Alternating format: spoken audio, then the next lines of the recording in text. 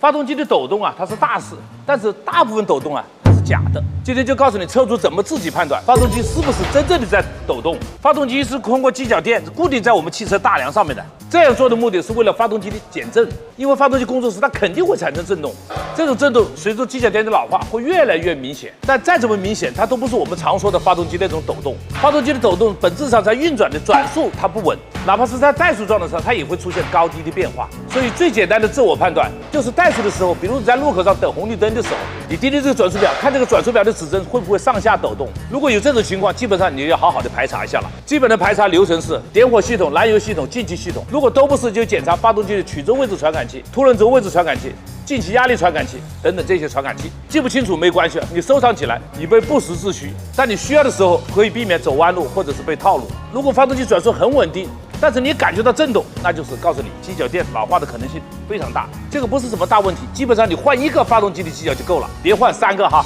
发动机转速不稳，你别着急，大多数是小问题，只要认真对待，早点排查就没问题了。用车修车问题，关注黄师傅。